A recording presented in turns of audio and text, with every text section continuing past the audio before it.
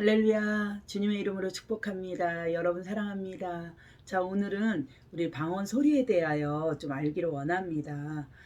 거의 뭐 방언을 할 때 어떤 소리가 나죠. 그 소리를 통해서 또 알아보기를 원하는데요.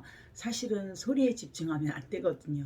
또 오늘 알아봐야 될 것은 이 방언 소리에 대해서 많은 부분들이 또 의미를 두고 있어요. 예를 들면 방언 소리 우리가 말할 때 뭐 랄랄랄랄랄라 한다든지 따따따따 한다든지 카카카카 한다든지 이런 소리들, 그래서 이렇게 한 소리를 계속 연속해서 나는 그런 소리들이 많은데요. 저는 이제 그런 소리들은 굉장히 영적으로 강해지는 어떤 우리가 계속 똑같은 어떤 것들을 하면서 학습되어지고 습득된 것들이 강하게 나타나는 것처럼 이 방언을 말할 때도 그렇게 느껴지는 것입니다.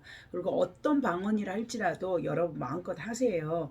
그러니까 방언이 결국 외국말이야 라고 생각하여서 좀 더 유창하게 해야 된다고 생각하고 난 다음에 그것을 막 애써 고치려고 하는 분들이 계시는데요. 그렇게 하시면 성령님이 소멸되십니다. 성령의 역사를 우리 마음대로 판단하고 내 생각대로 하면 성령님이 소멸됩니다. 자, 데살로니가전서 5장 19절 20절에는 이렇게 말씀하고 있습니다. 성령을 소멸치 말라, 예언을 멸시치 말라라고 말씀하시는데요. 이 방언을 우리가 판단하는 것은 우리의 육적인 생각이 성령의 역사를 소멸하게 되는 경우가 종종 있습니다. 그래서 우리가 방언은 혀가 하는 소리가 아니에요. 아멘.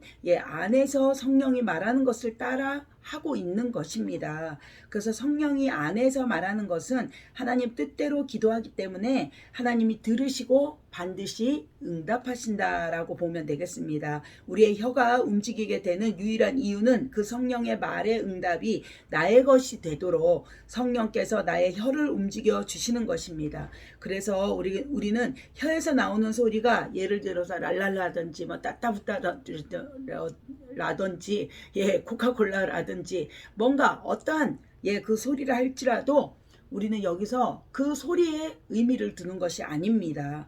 그래서 우리가 예를 들어서 뭐 물건을 뭔가 내가 원하는 걸 취하기 위해서는 어떻게 해요? 대가를 지불해야 되잖아요. 그러니까 그 대가를 지불하는 것이 예를 들어서 내가 뭔가 꼭 필요한 물건이 있어서 마트 가서 물건을 사려면 그냥 가져올 수가 없잖아요.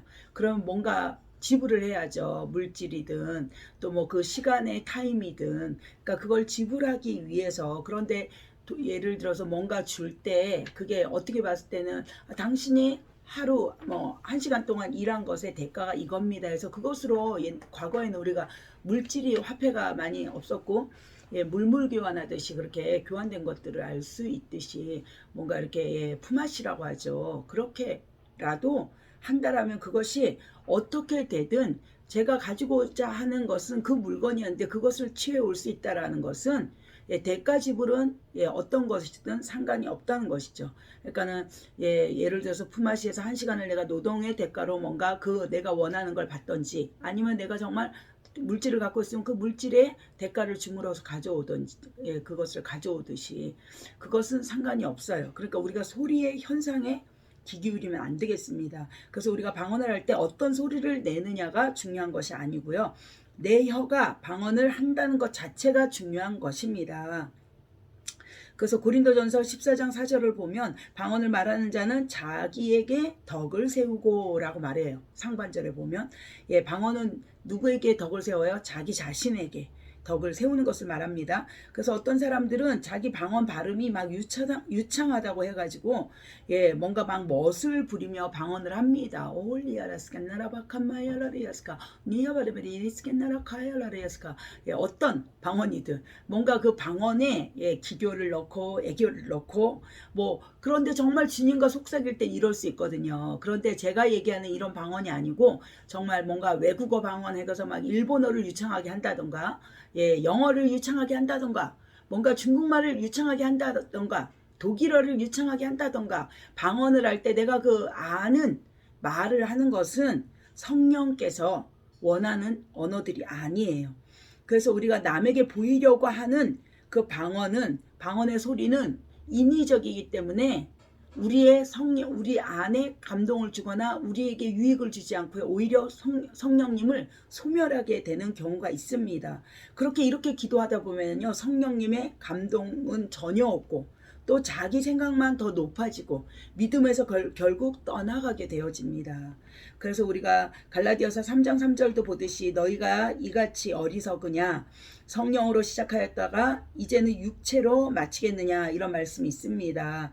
그래서 우리가 어떤 방언의 소리, 자꾸 뭔가 보여지는 거, 그런 거에 집중해서, 그런 거에 생각해서 자꾸 내 언어를 고쳐야지, 내 발음이 뭔가 듣기 이상해.